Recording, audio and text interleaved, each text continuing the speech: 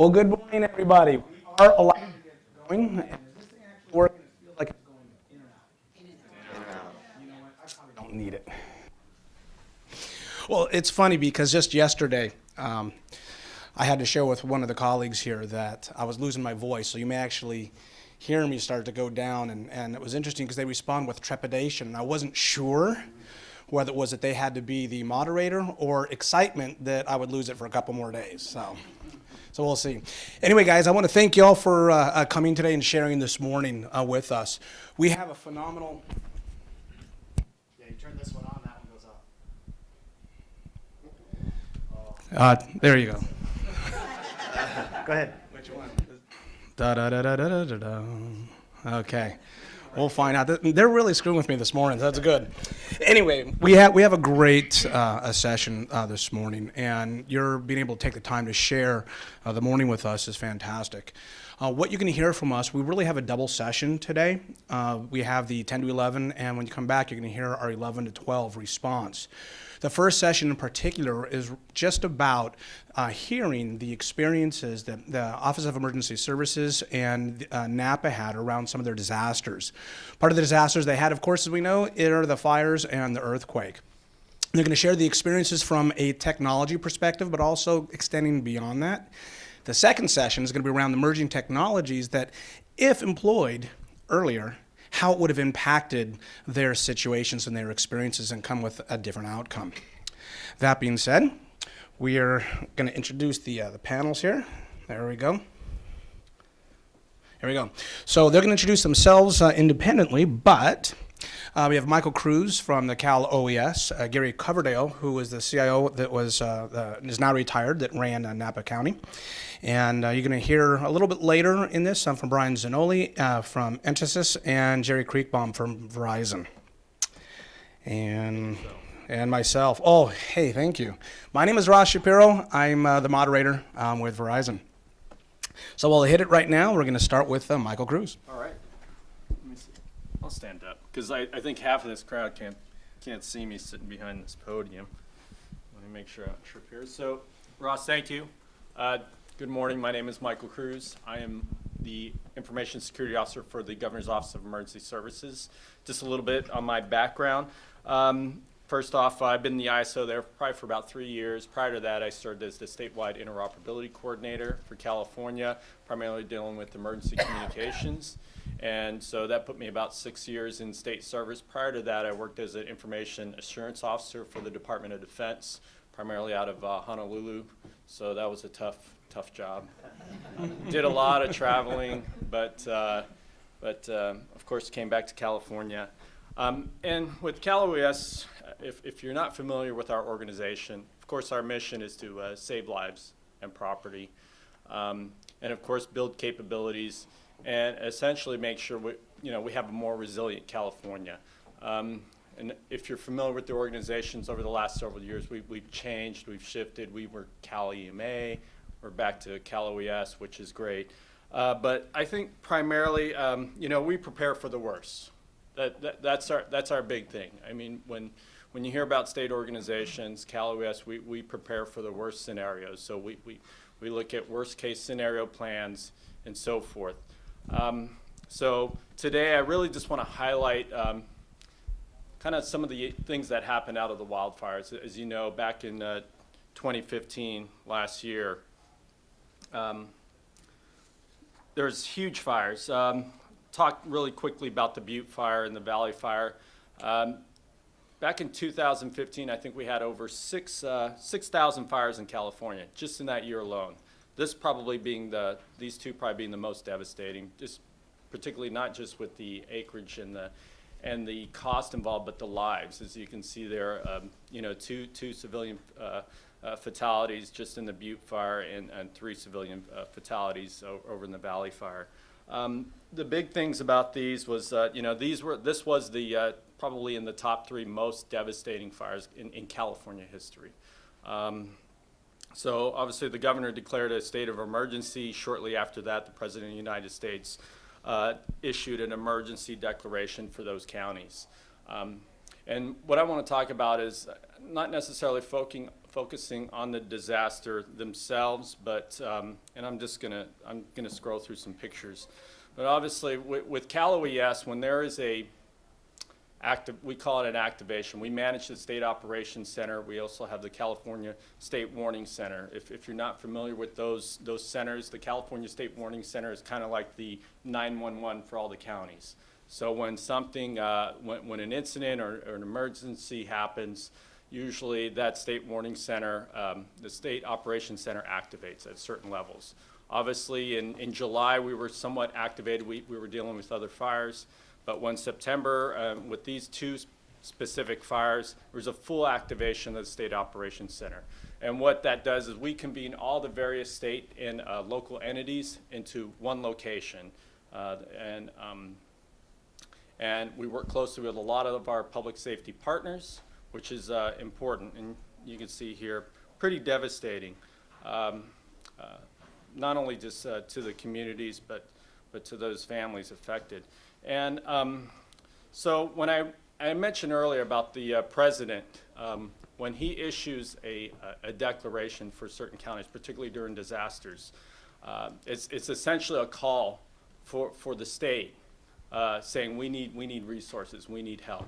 That's where it gets to that point when you hear a presidential declaration happen. It's essentially opens the floodgates for dollars to come in and start providing the resources we need for these communities.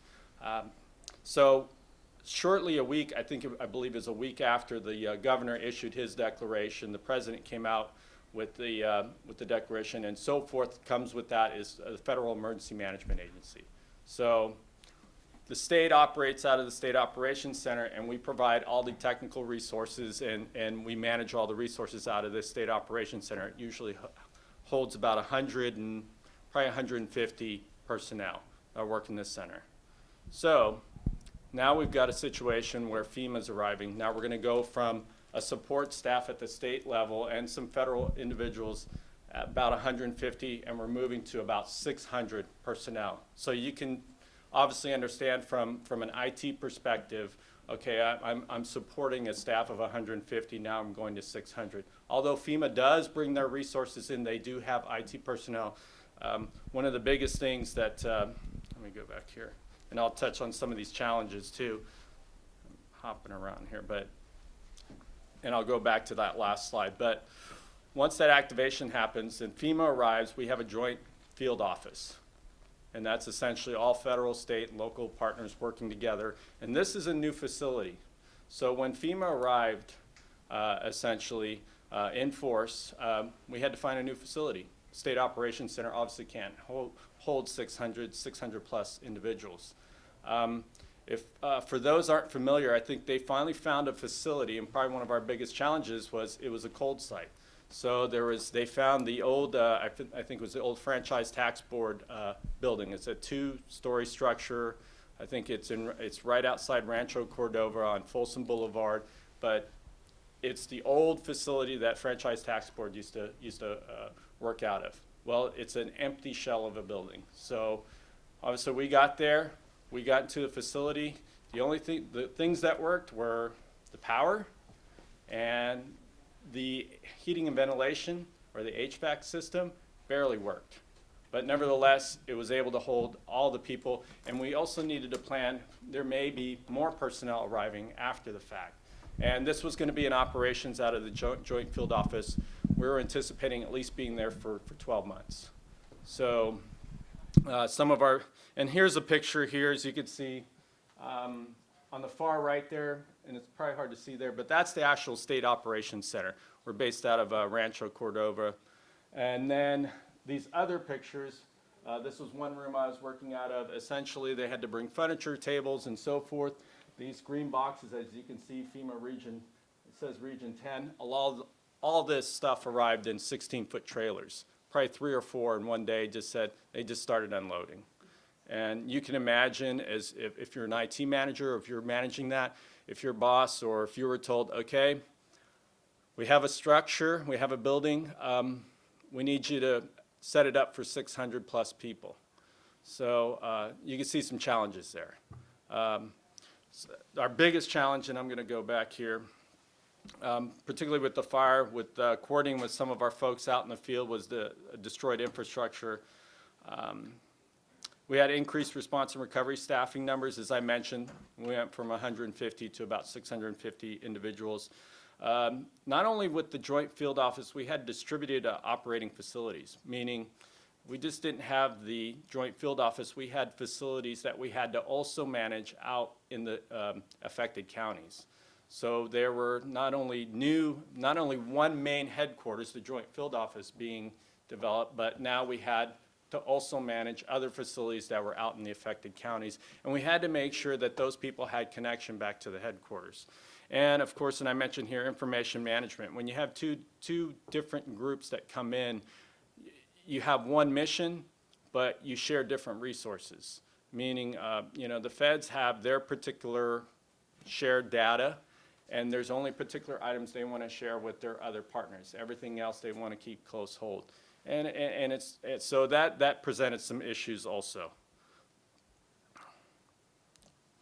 And I'm going to touch a little bit more on the increased numbers here.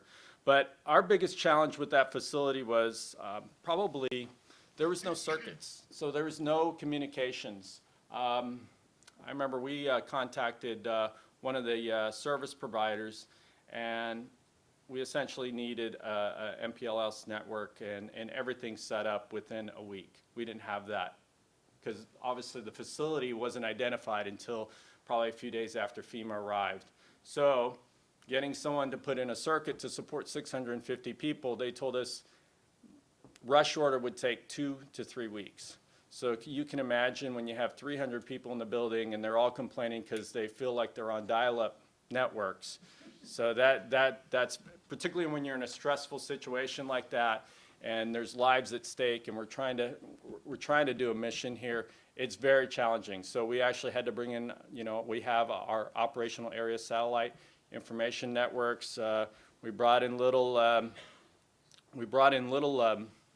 boxes that offered little Wi-Fi, little networks, but still it didn't really appease a lot of the folks that were essentially operating that type of environment. Very big challenge for us. And you can imagine too, there was no infrastructure, there was no cabling. So a lot of it, the first week and a half was spent just running cable, putting in new switches, a lot of those kind of items. And then to top it off, once we finally did get everything up and running, guess what? The HVAC system went down. So, and it's not like something you just get a repair guy to show up. They actually had to come in with I think a crane and actually lift a 3-ton HVAC, pull it off the roof, and bring in a new one. And that's great having FEMA there because they paid for it, but it had to get done after they had the repair guys show up and say, okay, we fixed it, and then the next day it goes out again. It just got to the point where, okay, let's write the check and let's just replace the whole thing. And they did, and they replaced the whole thing. I think other. I have a question. Yeah, absolutely. Wouldn't it have been better to have a whole list of predetermined sites that based on what they had as far as facility, functions? Oh, yes. And then you could have picked from that list? We did, actually. And that facility still ended up being the best in that, because ideally they still wanted to be geographically close to the State Operations Center because it was roughly about 6 miles from the State Operations Center. So also we needed a facility that, some of the things you don't think of, you need a facility that can accommodate parking also for that many people. So yeah, you could probably get 2 floors in a building, say like a 20-story building, but parking's horrible. So there was a list, and that was just, that's just the Joint Field Office. And what I want to show you here is these are all the various. So after once the incident response capabilities we started, these are all the various different locations we along with FEMA were supporting.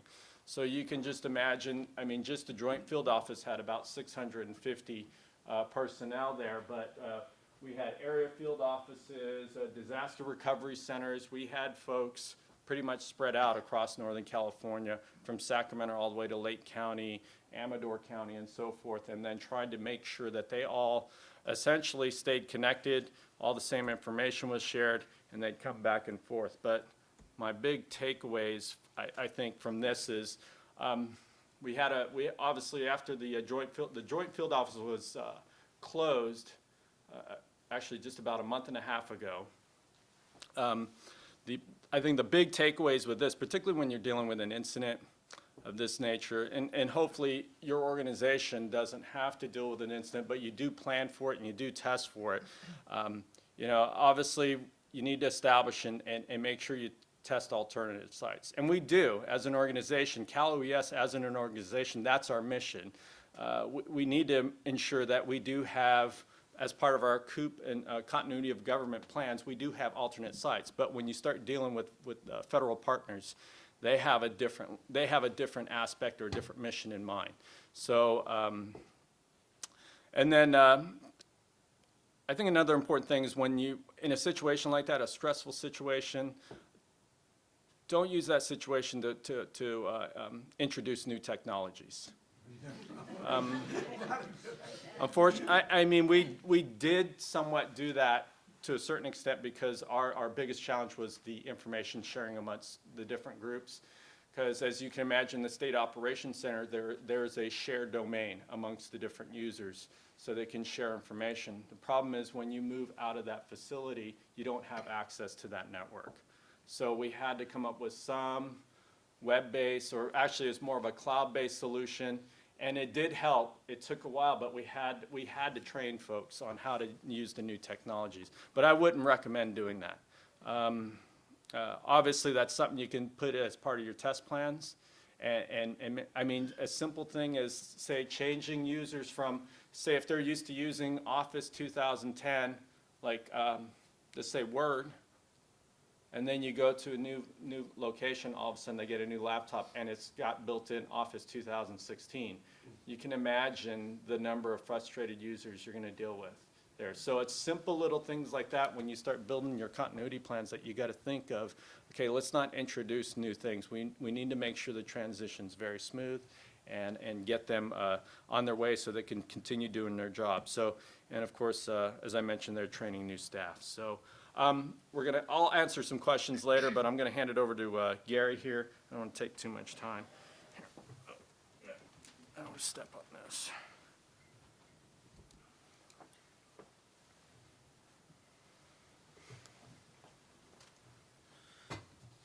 Thank you, Mike. My name is Gary Coverdell. I'm the retired Assistant CIO and CISO for Napa County. Currently part-time for Mono County and working with a couple other counties. I'm also on the executive board of MSISAC with Center for Internet Security, as well as the Critical Infrastructure Protection Council for DHS. So I'm still fairly active in the cybersecurity world. So I'm going to talk about the local experiences, the helter-skelter of things. So Disaster 101, you know, you have your practices, and you pull out the computers, and your IT staff will image and update and patch those computers before you do your practice. And you run through, and your cables will drop down from the ceiling in your EOC center, and everything's nice and sterile, and all that great practice, and you get a cup of coffee and donuts. Well, you know, you throw it out. There's no relationship in the actual disaster that you can mimic in your practice.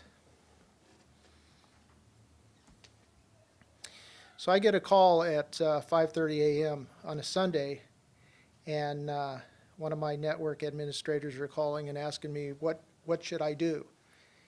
And I go, you don't call me at 5:30.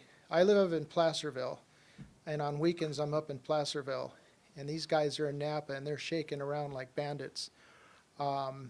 So I turn on CNN, actually, national news, and I see this. I see what I think is the whole city on fire. And it's not. It's just a bunch of trailer homes, which was unfortunate for the people that live there, but I got the idea that perhaps the whole city was on fire, and that just wasn't the case. my network admin could ping all of our servers in the data center. Connectivity was still there. So I simply told them to wait and don't do anything until we call you. We had a lot of buildings that were damaged and destroyed. Destroyed meaning internally. Everything pretty much was fixable, but things took months and years to fix.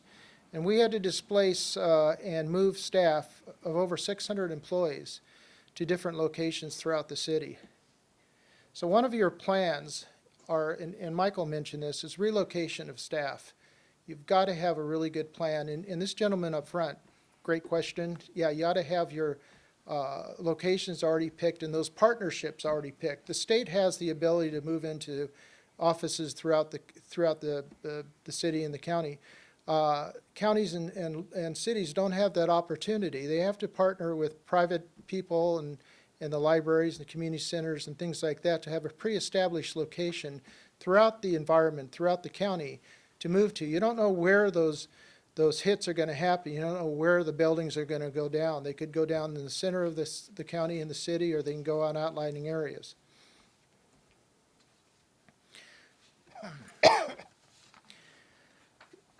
Internally, our offices were falling into each other. I mean, they're just simply a mess.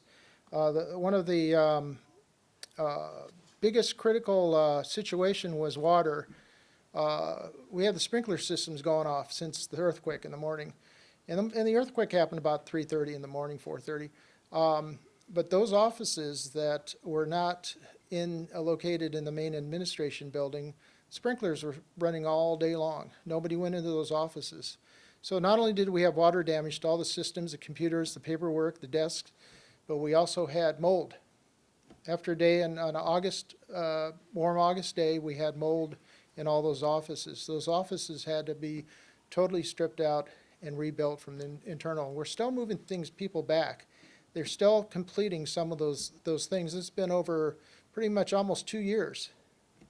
So that's a huge eye-opener, is the damage internally of the earthquake. We had our EOC center in this office right here. So this is our pre-designed EOC center at the Board of Supervisors room up on the 3rd floor of our admin building. As you can see, it's totally unusable. So lessons learned: you don't put an EOC center in your main in your main administrative building. You know, move it outside, further away, because if your administration building is standing up and hunky-dory, you could easily work out of that building. But you don't put an EOC center there. So we had to move our EOC center out to the sheriff's office, which is about 9 or 10 miles down the street. A couple other pictures of our EOC center, which is the Board of Supervisors building. And then we had the lake fire in 2015, Lake County. We were in a support role for Lake County. We stood up a EOC center at the Calistoga Fairgrounds. No connectivity, nothing.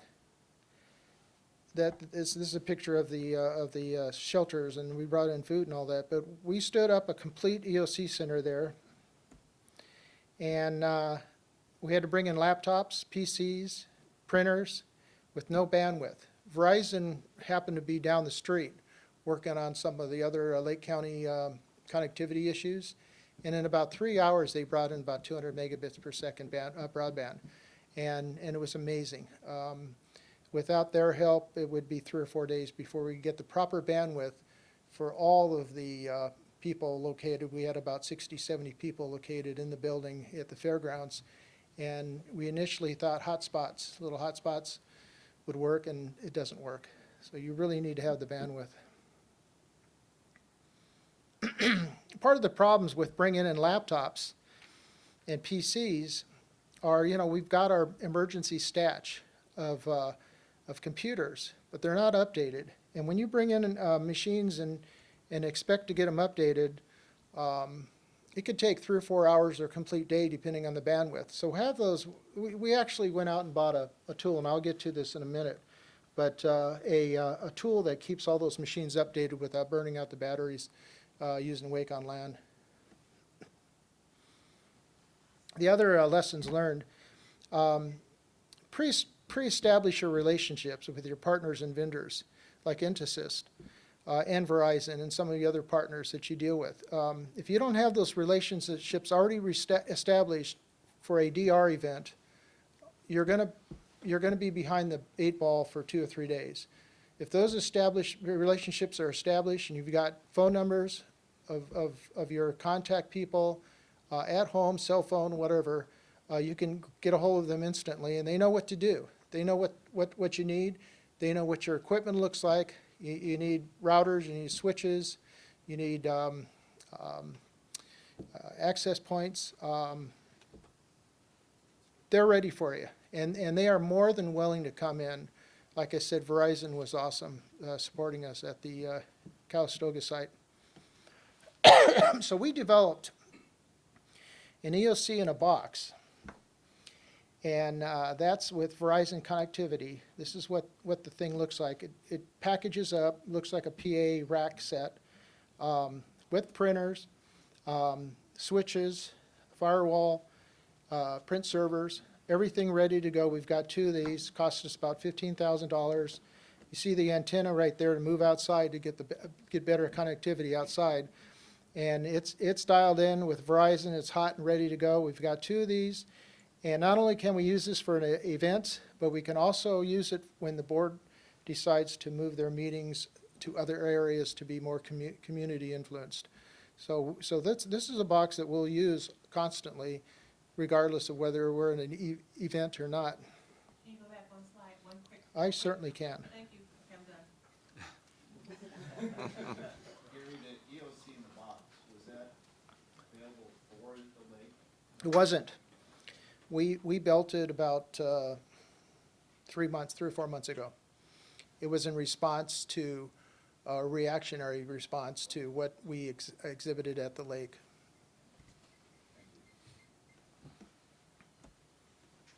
Very, very great tool. I know that Entisys, I mean, this is kind of a amateur version, but your partners will have a much better package. But it works, and it's pretty awesome. I mentioned about the laptops being patched and updated. You never want to drop your security posture during an event.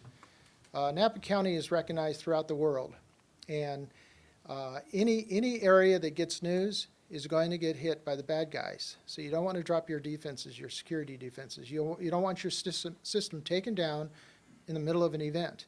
And if you don't apply proper security posture for what you're rolling out on an emergency basis, you're going to get hit, I guarantee you. So this particular part, ready set, it looks like that pulled apart, but it'll keep updated about 20, 30 laptops with Wake on LAN, keep them updated and patched at any given time. You've heard that public health and all these other EOC or responders will have emergency laptops, and they never turn them on, and they're sitting in a closet. They forget their ID and password, and they haven't been updated. They haven't been patched. So you don't want to roll those out. So this is a tool that we use to keep them totally patched without burning up the batteries. You know, you keep your laptops on the network and the laptops on. By the time you really need to use them and you want to be a little mobile, batteries aren't going to keep them mobile.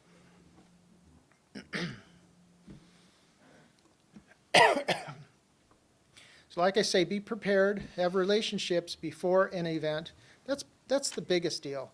Having these relationships already established so you can utilize them in one call. Somebody hears about an earthquake in your town or some event, a flood, your vendors that you've already established relationships with should be responding and calling you, let alone you calling them. Go into an area with a blank page. All your practices are not going to cover all the different things that we've experienced.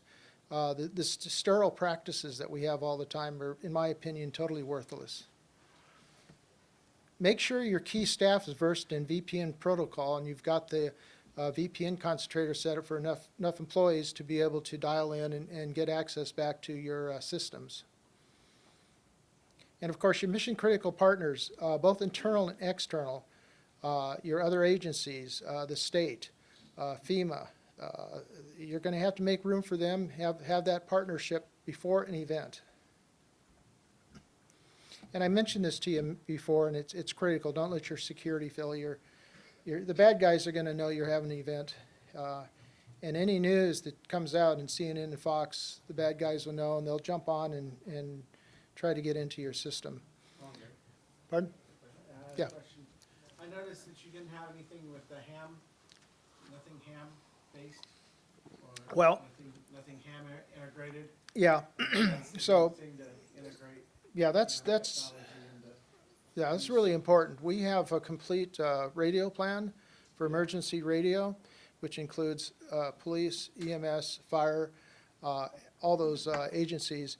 And we have different failover processes with our simulcast system.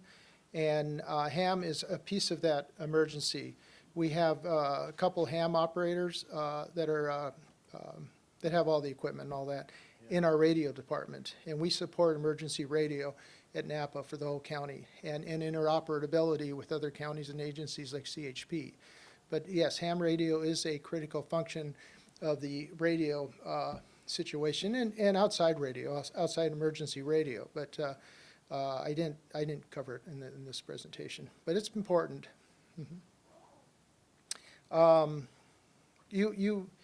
If you don't have the connectivity, you're going to have to use your mobile hotspots, and have plenty of those on staff and already fired up so that you can use them. At a minimum, we all went through Y2K, kind of a joke maybe. But, we all have paper plans, or plans to continue to support your client and stakeholders by following those Y2K plans. Because if our data center was a 0.1 or 0.2 away from demolished, and we didn't have a hot site to fail over. So, and I'm not talking about a 1 point, I'm talking about a point X. Our racks were bolted top and bottom, just like, Public Works want them bolted up for an earthquake, and they went like this. And they actually cut a hole in the cement this far on all our racks. We only lost one drive. So, number one, put springs on those things. Number two, if you're not going to put springs on them, don't bolt the top, just bolt the floor, or vice versa, because they're going to, I'll tell you, point X would have taken Napa down, totally. Waterproofing too, probably. Yeah. And all the data centers now are going to sprinkler systems, water, and not the gas that they use, halogen or whatever, halon, yeah. Depend on already established cloud services. You're not going to roll out cloud services like email and collaboration tools during an event. Michael mentioned about you don't roll out new technology during an event that's going to fail, and it's going to be embarrassing. So have those cloud services already established, an email collaboration in place, ready to use, and know the protocols and standards of those. Speaking of standards, everything that you use, and Michael mentioned this too, you have, if you bring in switches to build a building, we had to build from scratch connectivity and drops and everything in about 10 buildings from scratch, and with microwave up on top, pointing back to mothership. You don't throw different switches, different things that you're going to configure differently. You want to use the same thing and printers and print drivers as you've used in the past, and your staff knows how to configure those things. Quick question for you. Yes. So you talked about the cloud. Have you thought about moving your whole infrastructure into the cloud for more uptime? Well- Especially in disaster? We have thought about using cloud services instead of a hot site with a county, with another county, for email and for storage and some of our application systems. However, the cloud, say you're on 365 and you're running everything in the cloud. Well, that adds another vector of a situation that might go down. I guarantee you, with the next 2 or 3 years, internet's going to go down for a day or two, if not longer, and that throws another event into your environment. So cities and counties are different than private sector and different from the state and the feds. We have everything very, very localized. And I could see us having a 365 with an on-prem Exchange server to cover both if you really want to cover everything. But your cloud environments are just as apt to be hit by a disaster as a local. But it's a heck of a good fallback. It's pretty hard for us to justify the cost of completely moving into the cloud. But when you move into the cloud, it's no different than connectivity back to your data center. You really need to have that connectivity because if you don't have the bandwidth to support 1,600 employees with cloud services in an emergency in your data center, your backbone's down, you're going to have the same problem. But the cloud is in the long run, a very good environment to start looking at as far as a DR site, BC site, or moving everything over. But it does add other risk than just, it doesn't take risk off the table.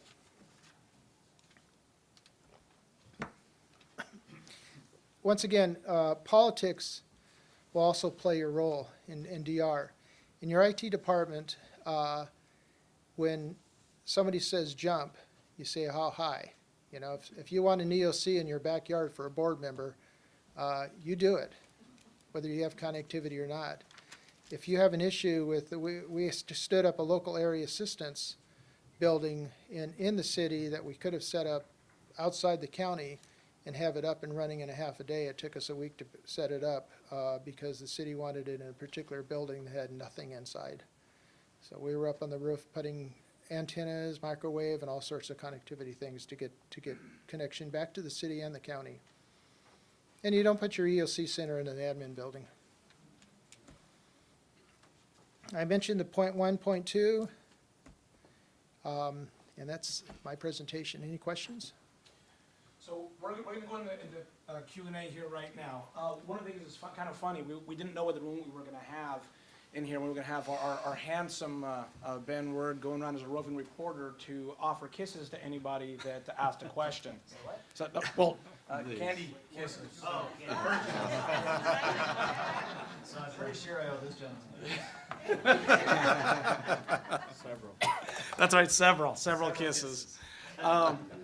Yeah, so, you know, we're going to get into some of this, but I did have just some general comments, and we're going to get into some other items later.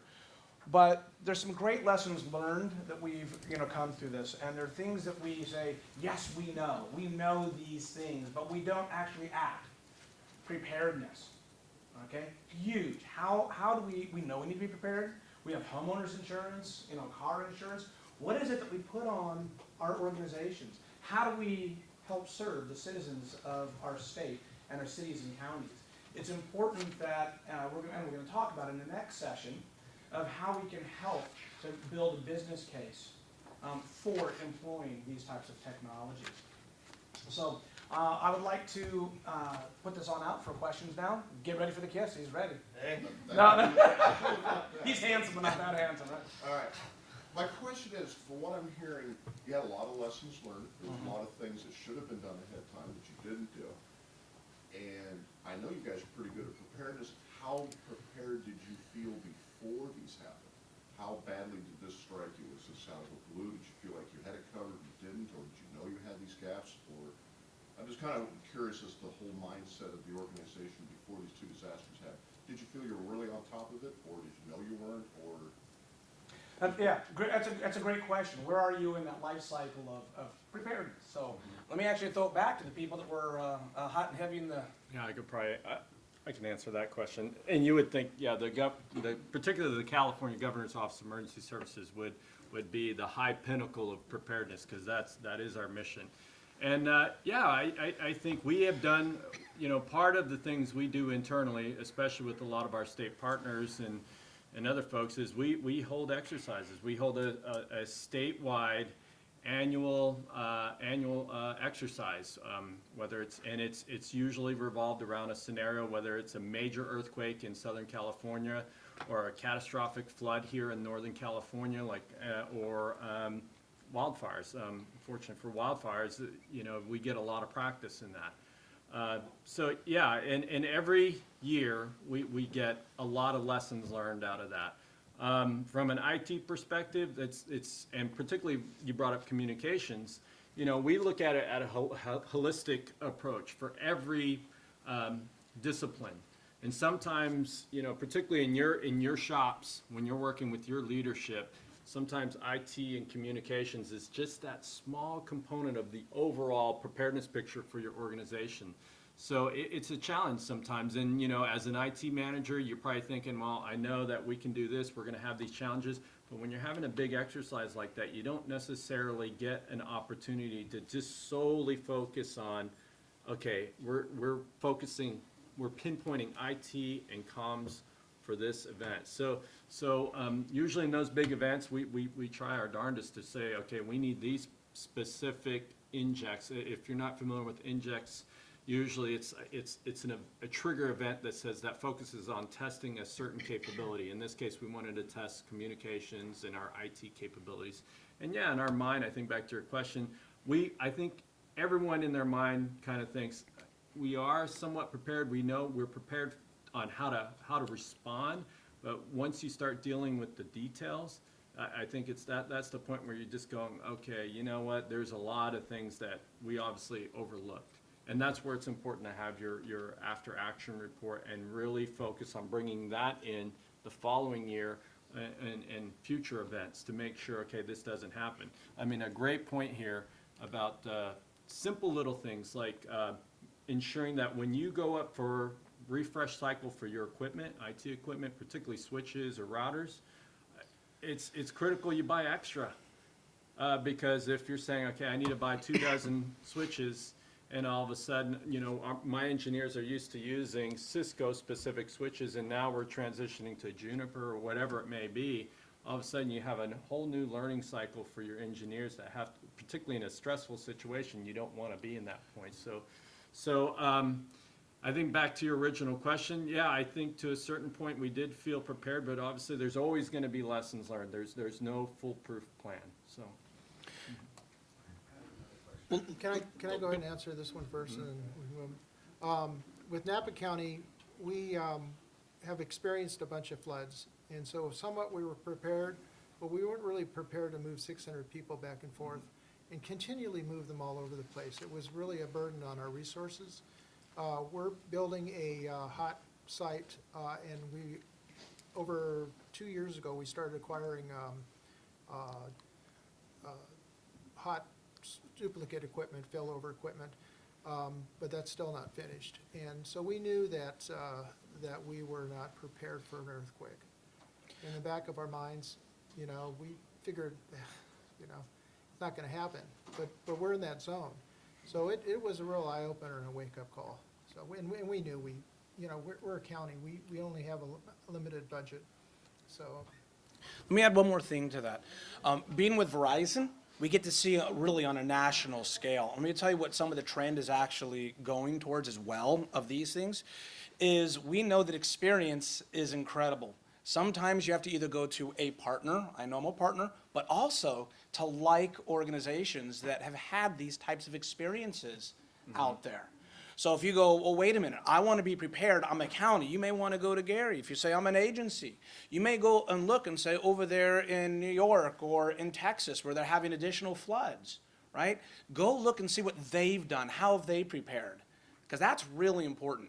Fortunately, with partners, we get to have that broad level of experience and get to share. Okay, you had a question? Yeah, my question is do you have quick guides for your people in IT?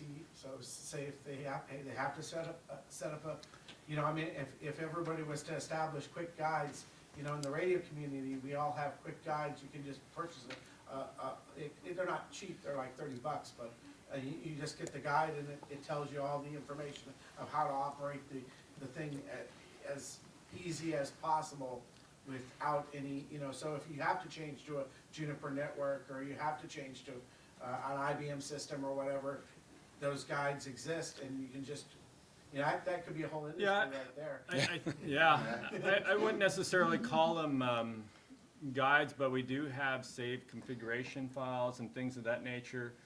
Luckily, you know, our shops, we're a small organization, but we obviously escalate to a large organization during a disaster, and we end up having to, you know, we normally have, I think we're probably about 1,000 staff, or getting close to 1,000 staff, but during a disaster, we can escalate, well, like twice as much as that. So we'll normally bring in, and this is where a guide or is useful, because we will bring in supplementary support. Like, for example, during the fires, we brought in IT personnel from the Department of Technology, because as you know, we have a statutory authority as an organization to essentially say, okay, your organization, we need 5 of your IT staff to support us during the disaster. And we'll go to your director, and then they'll say, okay, well, we're going to keep them for 6 months. So yes, but the question is, we don't necessarily have guides, but obviously in that point, all the IT staff support, we deal with that challenges with dealing with different people, so we normally have our internal processes on how we try and train folks very quickly to help, particularly IT personnel, quickly to support during a disaster, because it's very hectic, very long hours. So during that time, you know, we try and put in as much training as possible.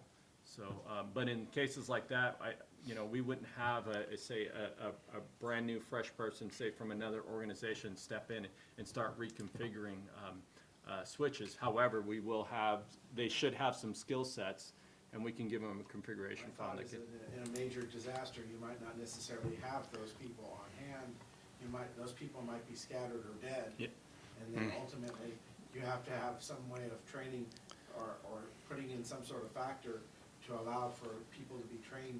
Yes. So that they can quickly identify the situation and solve the problem. You know, we have never had a war in this country yet, and when we do, it's gonna be a real pain in the butt, because we won't be like Europe, where they've got things pre-planned a little bit better than us, because they've already gone through the situation once before. That's why it's important to have exercises at least twice a year as well. Yeah. Yeah. Ross, if I may, you know, Train that's new staff. an area that we do recommend when we're doing our own field deployments, where, you know, we're in a position where we have our own disaster recovery support, as well as working with other customers. And the guides are critical. You know, it's a one-page laminated document where, you know, how do you set this system up, right? So they can go through it, and you flip to the back, you've got your subject matter experts, point of contacts that you can reach out to. And then you do want to follow up in that case. You want to have the full manual in there as well. The objective is to, in a disaster, you're not going to have time to go through that main manual. But if you're troubleshooting, you're out there by yourself, you may need to go into more depth than a quick guide. But it's highly recommended. So we're going to finish this session, but I want to share, you're going to be hearing more from these questions. This is really what a lot of the second part of the session from the 11 to 12 is going to be about. Again, it's going to be about those emerging technologies that were, if leveraged, as well as some things around business cases and answering any questions that you guys have been asking. So again, thank you all very much, and hopefully we see some of you here, or if not all of you, at the 11 o'clock show. Thank you.